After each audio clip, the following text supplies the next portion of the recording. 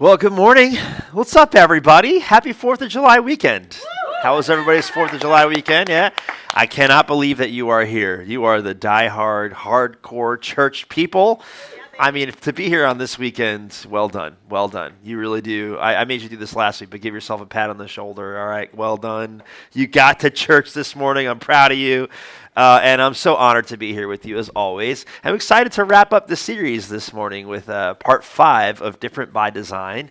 I think this is going to be my favorite part so far because we have a little bit of a special twist that we'll get to in just a minute. So we are in part 5 of Different by Design, and if you haven't been with us the last couple weeks, I want to encourage you to maybe go back into the archives and maybe check out a couple of the parts of this series, because I think it's a really important series for the church and for just understanding like the purpose of the church. And when I say church, I mean like the worldwide Big C church. Like, what is the overall purpose of the church, and how has God designed us to all be different?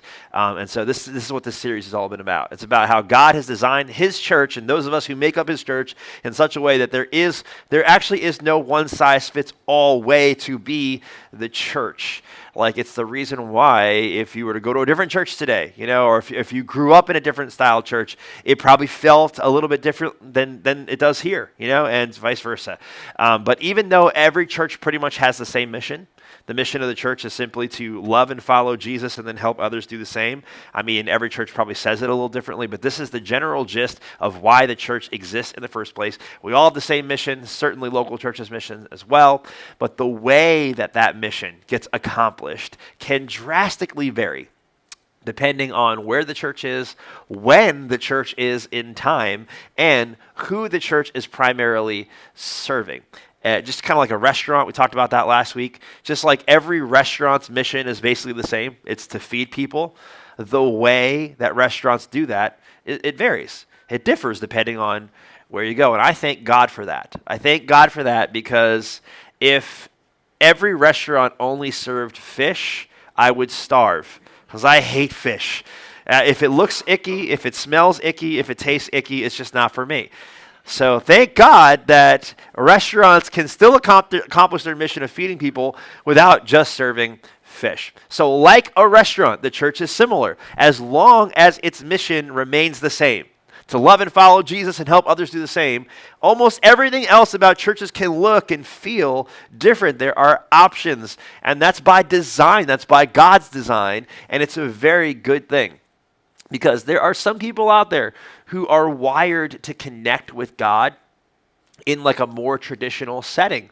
Let's say with like nice architecture or stained glass or choirs or a more liturgical style service. And again, I thank God for churches like that because they reach people that we probably never will reach. But then there are other people who are wired to connect with God maybe in a less traditional setting where they don't have to feel any pressure to dress up, where they don't have to feel uncomfortable if they don't know what to say, or where they can bring in a coffee and they can bring in some bagels and they can hear somebody kind of break down the Bible in a way that they understand. Neither experience is wrong.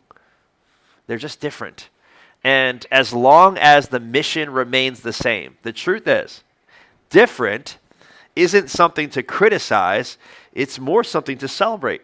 Different isn't something to criticize. They don't do it the way that my church does it. They must be wrong. Actually, it's something to celebrate because God has wired people in different ways, and we all resonate with something different. That's a good thing. So last week, we spent a little bit of time talking about the reason behind why local church is so different and the reason why we operate the way we do. And it all has to do with a decision that the first century church made 2,000 years ago. There was a heated debate among the church leaders back then about whether a person had to jump through all these extra religious hoops in order to become a follower of Jesus.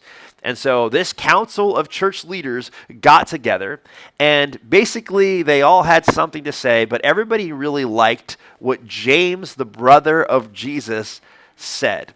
And James's words became like the practical way in which the church began to operate. And it's now how we operate here at local church as well, even 2,000 years later. Here's what James said. James said this: "My judgment is that we should not make it difficult for the Gentiles who are turning to God. Gentiles just mean people who aren't Jewish.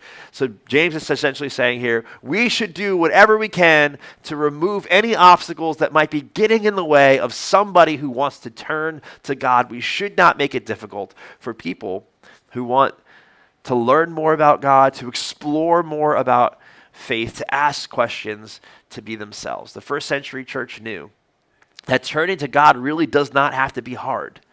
But we, the church, could easily make it difficult if we let our preferences or our traditions become someone else's obstacle. So at local church, we have done our best to live this out by just doing whatever we can to eliminate anything that could be an obstacle for someone turning to God. And we talked about some of those things last week.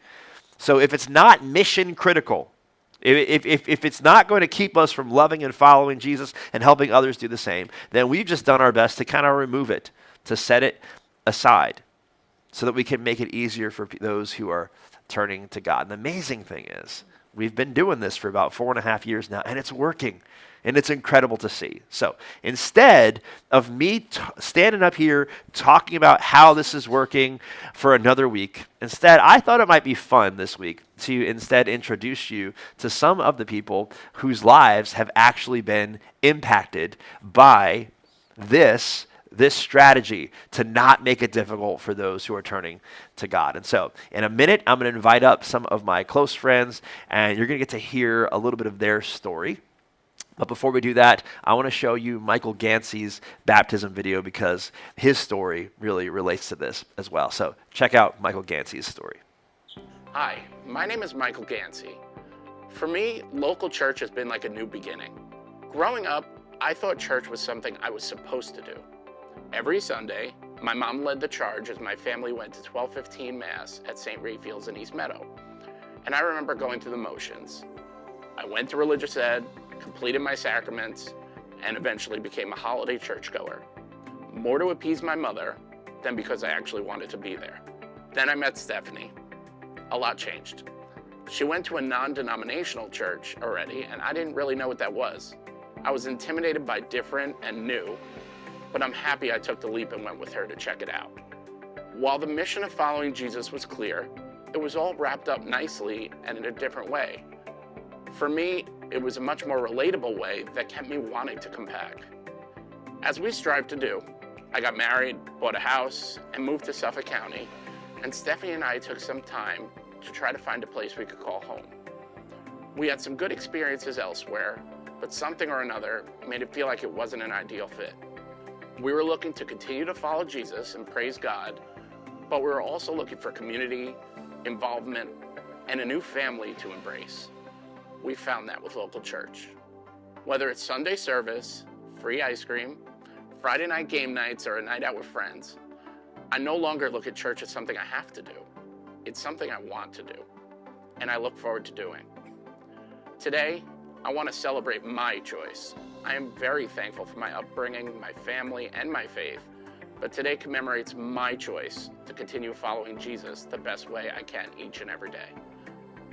God brought us here to our new church family, and we can't wait to see what He has in store for us next.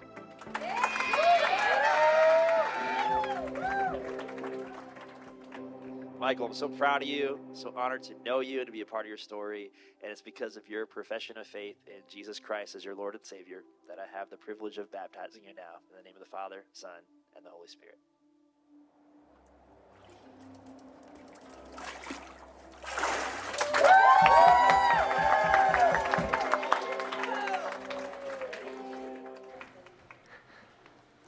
All right, there's a few people up here now, more than just me now, which is great. Would you guys give them a round of applause because this is really hard to do? Yes. Thank you.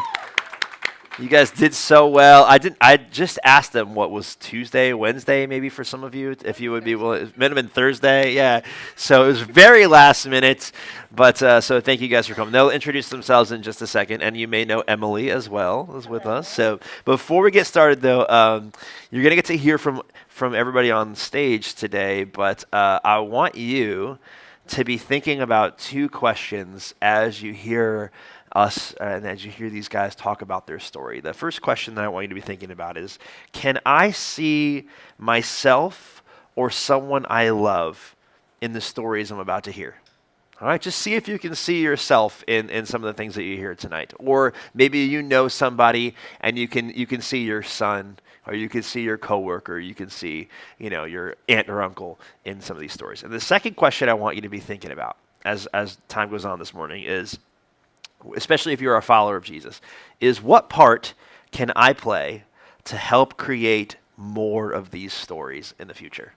What part can I play to help create more of these stories in the future? Got that? So that I don't have them on the screen, so if you're a note taker, make sure you write this down. And I just really want you to be kind of meditating on this. Can I see myself or someone I love in these stories? And what part can I play to help create more of these stories as time goes on in the future? Sound good? Yeah? All right, good. All right, so with that, let's just start with a quick introduction. Tell me a little bit about yourselves. My name is Corey, and I've been coming to local for 4 years now. I'm Nicole. I've been dragging him for 4 years. I can't believe it's almost 4 years that we're here. Nicole and Corey are married, if you haven't got that. How long now? Married? 12 years? 12 years. All right, awesome. Over here? Hi, my name is Dana. I've been getting dragged here for 2 years by the little drummer boy today, Ty. Yes. And recently engaged, Dana, right? Oh, yeah. Oh, yeah. Very cool. So cool. And I'm Ryan, and I was just thinking, I've been coming for almost 4 years too. I cannot believe it's been 4 years. Yeah, that's wild. Ryan and I actually go back to first grade.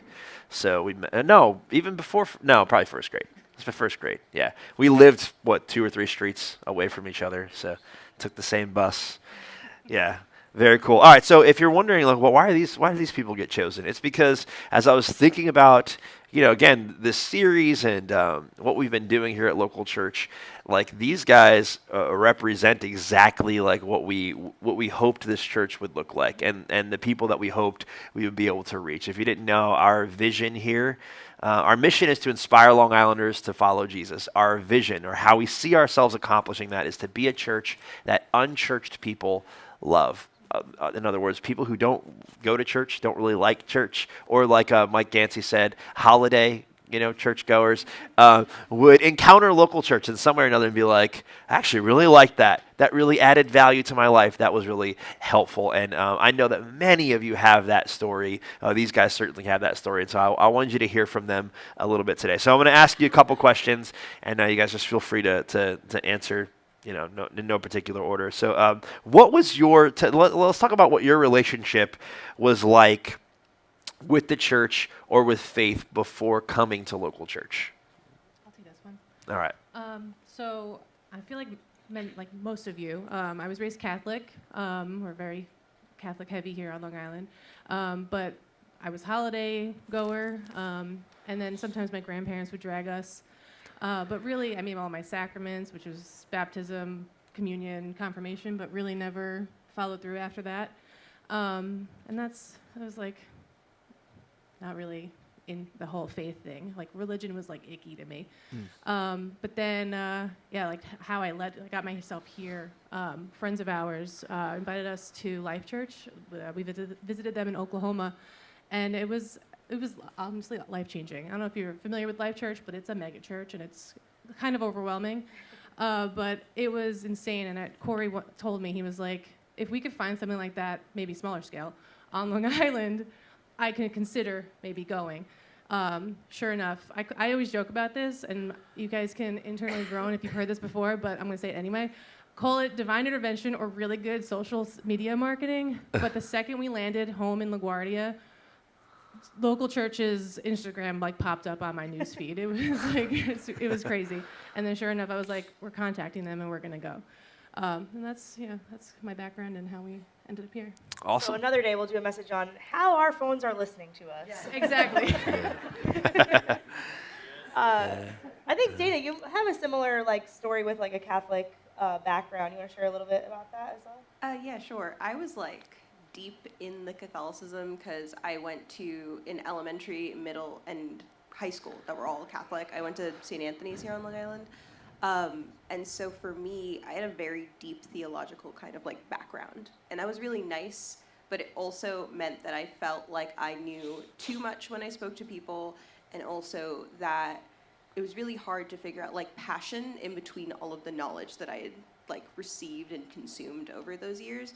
And so by the time I got out, I was like, I don't know if I'm really built for the church stuff. I don't know if I'm really the person like who can exist in that space.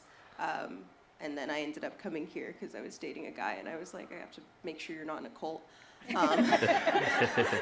So I came here, verified, this isn't a cult, I'm pretty sure. Well, the first impression was interesting because it actually wasn't even here. Your first impression was a party at Mike Gansey's house, whose video we just watched. That was an interesting time, so glad it didn't feel too awkward. Yeah, no, it felt great. I was like, oh, that's the pastors? That lady? Okay, all right. All right, no more. Let's move on. I actually think one of our first conversations, you had the courage to say that to me. Like, I'm here because I'm making sure this place isn't a cult. Yeah, you did. Right? Like, and Which I is was very like, Dana of you. that's awesome. Yeah. And feel free, ask any questions that come to mind. And that was great. Yeah. Do you guys kind of relate with that? Just kind of being like, no. Yeah, it was non-existent. That's my answer. So the three of you have a Catholic background. We have a Catholic background as well. You don't have a Catholic background though. Do not have a Catholic background. Actually, coming to local church was 4 years ago was the first time I've ever come to church because I wanted to. Before coming here, the only times I stepped foot in any church were for funerals and weddings, and I still think about that today. Like and I never left. Yeah. This is your very first church experience, which is crazy. I'm one of those unchurched people. Yeah. And I fell in love with local church, so you're doing it. Well, Ryan, we also told Ryan about the church like for a long time. Like we were going to game nights, we were hanging out, and I think you also were like, I wonder if this is a cult. This, what are these people doing? Like, how do you start a church? And so it took him a little bit of time, but it took me about 6 months. But one thing, and that's really about who you surround yourself with. So we had this group of friends where we played games together, and I think every single one of them went to a church. They all did not come here, and I was the only person that did not go to a church. And I was thinking, like, why? Like, why not? If they're all, and they'd all, and so that's what made me do it, was surrounding myself with people that were doing it. Yeah, I love that. Well, all right, so what, you guys kind of answered this a little bit, but if there's anything more to say, feel free to share it. What led you to come to local church, and what almost kept you from walking through the doors? Because I know there's a lot of people who have a moment where they're like, maybe I should go to church, and then something happens, they second guess themselves, they're like, there's reasons why they maybe don't follow through with that desire. Did you experience that at all? What was your experience like?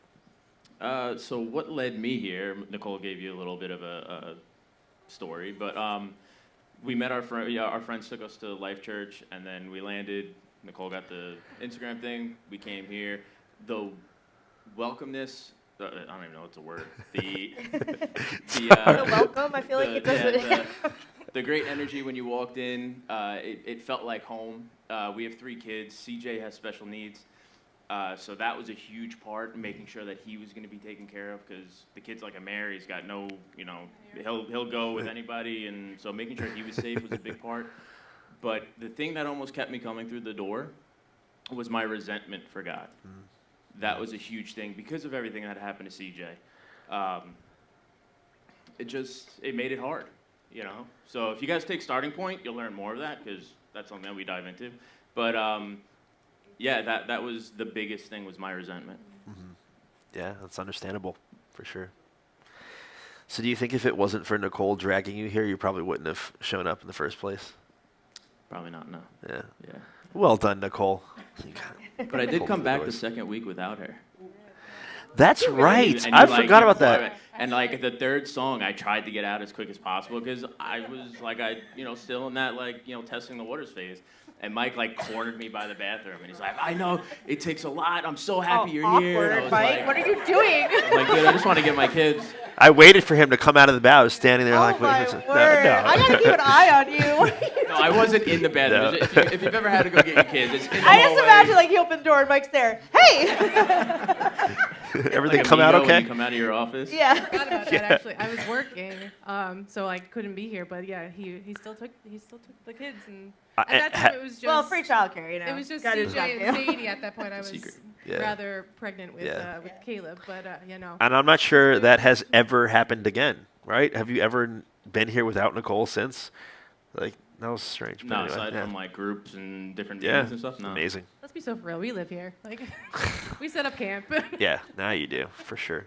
Anybody else, anything keep you from walking through the doors or almost kept you from walking through the doors? My experience with people that went to other churches. There's a group of people in my family or extended family, and the churches that they go to, just to me, they were very judgmental, and it was. And in my mind, I don't know why, I didn't know there was a different by design aspect to this, so I thought they were all like that. So I really thought that there's no way that I would ever be able to go to any of these places, because I was literally told that everything I was doing was wrong. So it was a nice surprise when I walked in the door. Yeah. Actually, I have one too. What drew me in was the inclusion program because of our oldest son having special needs.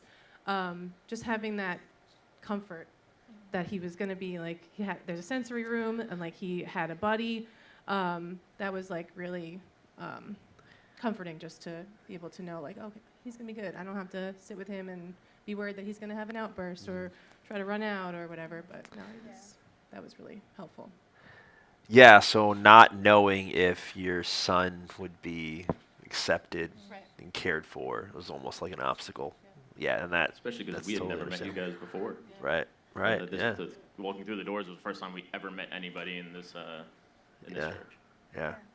Yeah, and I think that's true for so many people, just wondering, okay, are my kids going to be okay? Are they going to be, especially if you're like, my kids can be a little louder or a little more wiggly, like, are they going to be allowed? And so, yeah, I hear that a lot. And So even I'm if there's a space for them, that we don't have to right. have them in service, and we can actually pay attention to Yeah. the message. and- Yeah.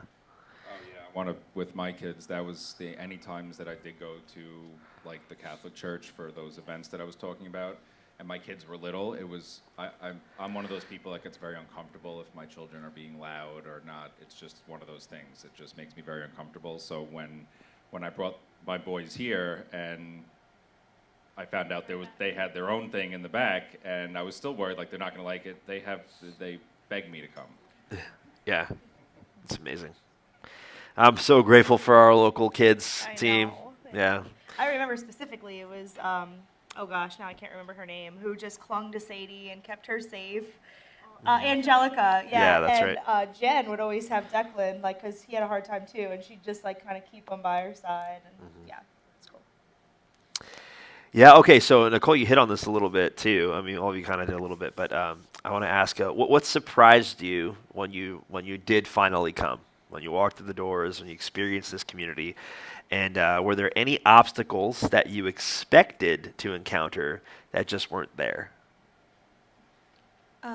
I feel like I was pretty upfront about, I have a lot of thoughts and opinions and ideas of how I like things. And so the fear was coming into a space where nobody was open to listening to me.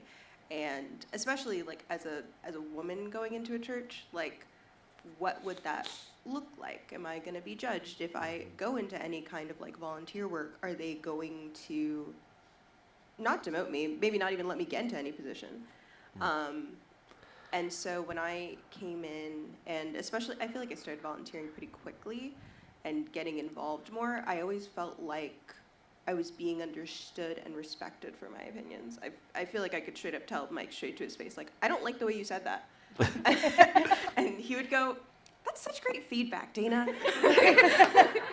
Yeah. Tell me how you need me to improve. I feel like that exact thing has happened at some point. And so I'm very grateful, honestly, that I've never felt like I had to hold my tongue or pretend to be somebody I wasn't, or just not have too hard of a question. Especially like, like I am a Black person in a church that is very diverse, but having questions about that, having questions of I'm bisexual, and not feeling scared about people knowing that and people judging me, and also just like being in a relationship here and having a boyfriend, and I never felt judged or pushed into being a certain way just because I was in a church. And so for me, it was nice to know I never really had to worry about that here. Like once I had gotten through asking all my billion questions and looking at you very intently to see are your eyes going to switch? Yeah, like, are they, yeah, is this real? Yeah. Is it happening? Oh, thank you for sharing that. Yeah.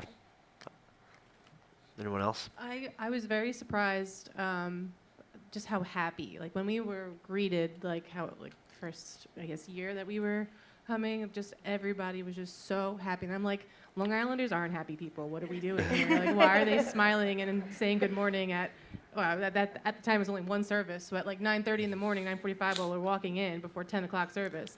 I'm like, how are these people so happy? That was like a big surprise for us, and I even remember saying like, why are these people so happy? It's the free bagels. It's the free bagels and Yeah. coffee. Free No, bagels. Really hits Emily, come everyone. on, it's God. Let's be real. Yeah. Okay. Fine. It is. I was thinking that an obstacle for me was that I thought I was going to have to believe everything right away, right? Like and then coming with no background, no knowledge, nothing like that. I love that both of you bring this up all the time, and I think this is huge for the unchurched people, is that whether you're a believer or not, we're glad you're here. You know, that was very assuring to me that this could be done, my faith journey could be done at my own time frame, right? Like it didn't have to happen overnight, didn't have to happen in a week, a month, a year. But I'm glad that it did. Yeah. And you did take your time. Yeah. Like it was probably 2 years before you got baptized, maybe longer. I got to give a shout out to Eve because she was the one that asked me to volunteer, and I was a little annoyed at first, but I'll tell you, that's a huge. And you asked me to come to Starting Point. I did Starting Point with Nicole when she was pregnant, and you know, but volunteering, that's a huge step into like the family, right? And after joining the volunteer team, it just kind of grew from there. Yeah. Yeah. I love that so much about your story because to me, when somebody does take their time and asks a lot of questions and expresses, you know, what they're thinking and really processes, you know, like your faith at that point really is your faith. You know, like it's real for you. And I just that's what we want. That's what we hope for everybody who starts following Jesus here. Is like you do it not because like Michael and Emily do it, and I guess I'll do it because they do it. You know, like you do it because like, oh no, this really is real to me. You know, this makes sense to me, and I can see how this will make my life better and make me better at life. And yeah, so I love this. I want this to be a safe place for people to take their time. You know, as much time as you need. So. Yeah, I mean, the church that we belonged to, like, well before we were here at local church, I felt like if you didn't believe something, like, you could never say it. Like, you could never say it out. You better just pretend you believe it as long as possible, you know?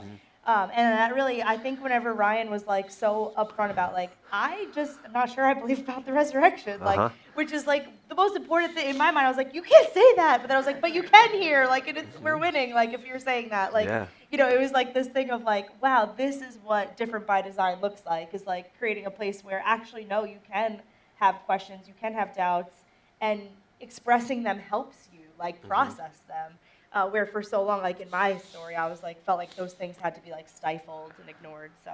Yeah, and I think that the one thing that both of you kind of hit on that I'm so like excited about, encouraged by, is just our value here to be honest. You know, that's a big value at local church. We really want everybody to be able to be themselves, and not just be honest with others, but to be honest with yourself and to be honest with God too. And I think that God invites that as well. Like, hey, tell me what you're thinking, tell me what you're feeling, because we can't address what we don't acknowledge.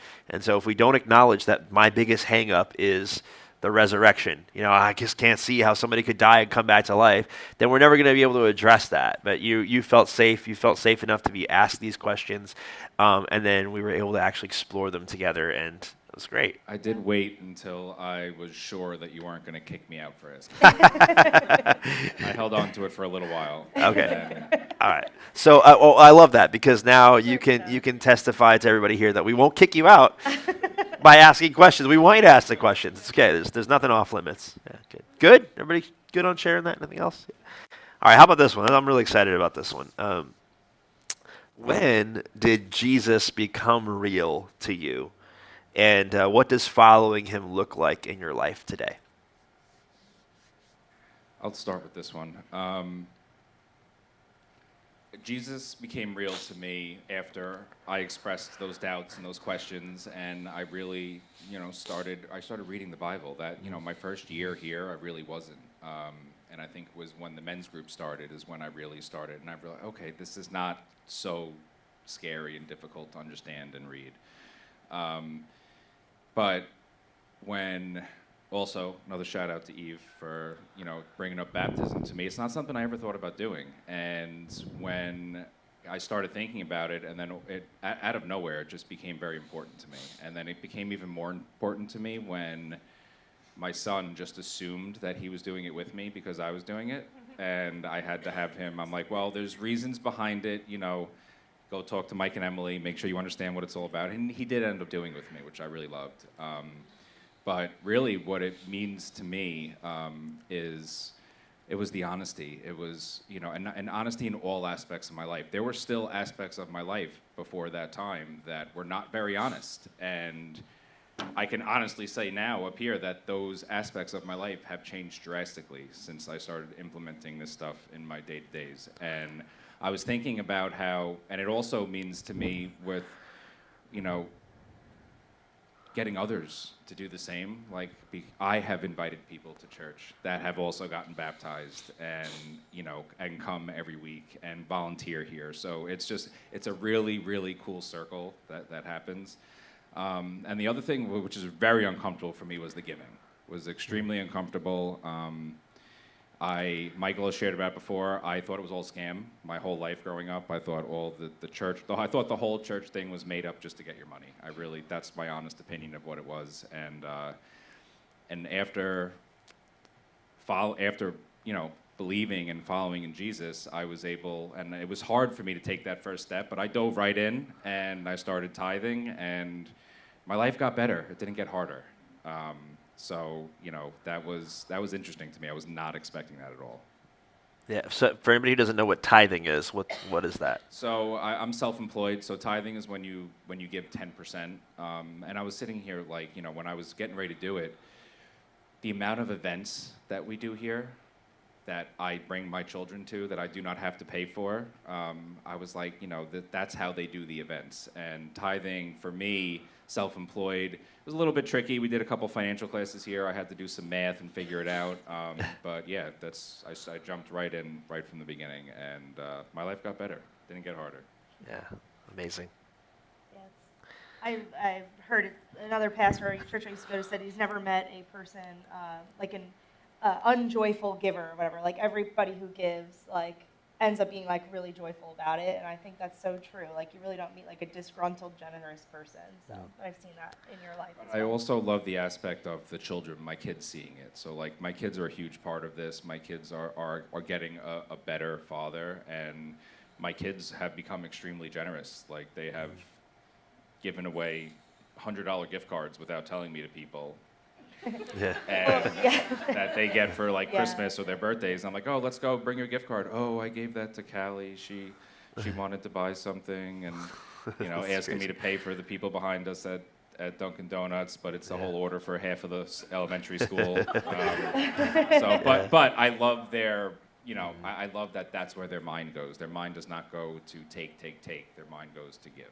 Well, you know, we do we give out local bucks and local kids, and we had to start a donation box for the local bucks because Connor's had all these things I want to donate them. I want to do something with these to help other people and so we had a little box he could put it in there and it would go to our missions or whatever, you know, they're literally just little pieces of paper that say local He bucks. did want you to turn them But- into real money, and he wanted you guys to donate $1 Yeah, for every yeah. local buck. Yeah, he had this whole scheme, but he had so many of them. He just all he wanted to do was give them away, which is really cool. So that is true. He's watching you. So, anybody else want to share about that? When did Jesus become real to you, and what does following him look like in your life today? I would say growing up, Jesus was real in the way that gravity was real. You don't really believe in gravity, you just know it's happening. You're experiencing it. But that in the same way, because of that, because Jesus was just a fact of life, it was really hard for me when it came to the Holy Spirit aspect of feeling, of the emotions. And I'll say that being here, our worship team is amazing. I love our music team. And so during those times when we're all singing together, that's when Jesus feels especially real. And also during small groups, that really helped me, seeing people, seeing how they talked about things, seeing different experiences of God in a more kind of down-to-earth sense, as well as in the very high spiritual sense of feeling. I saw that kind of just in various ways with other people, and it was very encouraging for me to see I didn't have to believe in a very specific idea of spirits constantly existing around me, you know. And if you do, totally fine, but there was no expectation either way. And for following him today, one of the interesting things, when me and Ty first started dating, was he's has such a strong faith. And so when it came to making decisions about a relationship, we're waiting till marriage, we're not going to live together till we're married. There are various decisions that we made from a place of faith, but it was especially him and me kind of being wait, you're a guy and you want to wait? I didn't know men could do that. I didn't think that was possible. And feeling no pressure in anything, him being super kind, and seeing that following Jesus meant accepting love from other people and accepting the kindness of other people, and not it's to serve and to be served. It is to give and to be given to, and to understand that you don't have to earn it either way.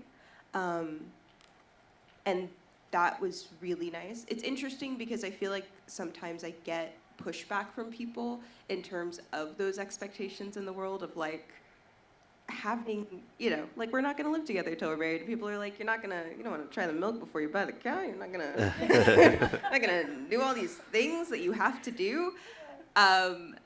And it's having the ability to place faith in that, feeling completely unpressured by anybody except, no pressure at all.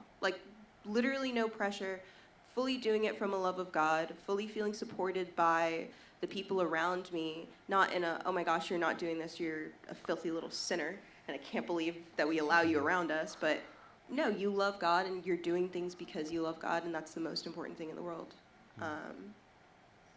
And so yeah, following has been so much easier and so much more peaceful, and I felt so much more peace in my life as I've gotten to do that of my own volition. Yeah, I can relate to that. That's amazing. For me, this question, Jesus became real, similar to Dan. He was always existing in my life, but getting involved at the church was my thrust into our faith, and starting with small groups, doing Starting Point, and then volunteering. That was a big thing. Started as a vocalist. Now I'm helping with the production team and everything, and it's just getting involved and seeing now my team and in their growth and their faith, that's actually like that pushes me even more into my faith, which is it's kind of crazy. Like I think we talk about this all the time when we will help co-lead Starting Point, and then all the people that attend Starting Point, just those aha moments of like, oh, God's grace, got it. Like it's just, all these things. I'm just like, this is like astounding, and I don't know if you wanted to add on to that, but yeah, just getting involved. Yeah, I mean, I was not a follower of Jesus before coming here, or even I think almost a year into it, right? When you had that conversation. But it was just a bunch of different things had just like fallen into place that really helped me understand and believe. And then Emily had come to visit us when we were in the hospital with Caleb, and that was like the pivotal moment where it's like, oh, she's doing she's walking the walk, and that's when it became real to me. So that was like my turning point in my thought process. And what does it look like today? I mean, it's just coming here, serving, giving, reading the Bible, going through small groups, helping out everybody that comes through the doors. I mean, really, it's just it's making my life a lot better. It's awesome. Couple things come to mind from hearing what you guys were saying. The first is I didn't really hear anybody say that you had like one particular like moment. Corey, you kind of mentioned that, but one particular moment where you're like, this is where God was real in my life. I was singing this song, or I prayed that prayer, or whatever. And is that correct? Or is anybody like it was? It seems like it was gradual for you guys, and I think I actually like that. I love that. And if you ever wondered, like, because there's one way to go about this is every service you have raise your hand if you want to follow Jesus today, or you want to accept Jesus as your Lord and Savior. And I'm not saying that's wrong. It's different, and we do things different. But I like these stories because it wasn't an emotional trigger for you. It was like over time you gradually it became almost like intuitive. Like, yeah, this is the way, and so that's amazing. The other thing I wanted to just point out about all of your stories is all of you guys are very high capacity, busy people. Like, right? Business owners, like you just work really hard. Business owners, we have, 6 days a week working, like you really work 7 days a week because you are basically spend 8 hours at local church every Sunday too. This is your longest workday, actually, is Sunday Yeah, and I didn't hear, like, none of you said this, but I know that this is true for you. It must have been an obstacle for you, just being that you don't have time, like, right? Like, you guys are all busy people. You got a lot going on in your lives, businesses to run and kids to manage and all that stuff. And so, you made it happen. And more than that, not just Sunday mornings, but small groups, volunteering, leading. And so I want to say, like, if any of you out there ever felt like, I wish I could do that, I just don't have the time, I don't know how I would do it, whatever, like, these guys are right there with you. Like, all of them have experienced that too. And they have prioritized it in such a way where they've made this a priority for them, and that's how their faith has grown. Like, this didn't happen by accident, like, it happened because you did the things, and so, well done. I'd like to add to that because,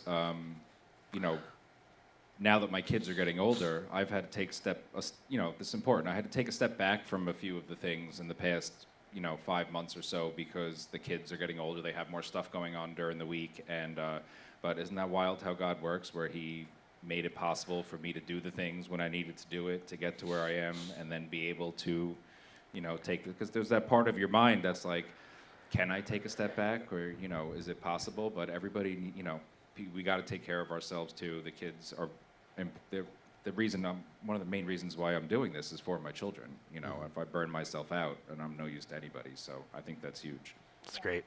Lastly, before we wrap this up, for anybody who doesn't know, Starting Point was mentioned a couple times here. That is a small group that we do. What's the next one coming up, Nicole?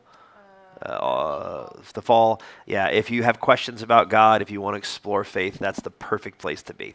All right, so as we, and you can sign up at localchurchli.com/events. So really quickly, if somebody is here today and they're where you guys used to be, what would you want them to know? Oh man, just dive right in. Dive right in. if it's something that's been on your mind and you keep hearing it, you keep thinking about it, how many signs do you need to just do it? Like, if you're going down the road and you need to get off at exit 63 and it's 60, 61, 62, you're going to get off at exit 63, right? So just take the sign and just jump right in. You won't regret it, I promise you. Love that. Yeah, I would say to volunteer. That's, me getting asked to volunteer, that was the stepping stone for me. But small starting point in the fall, definitely do starting point. That was huge.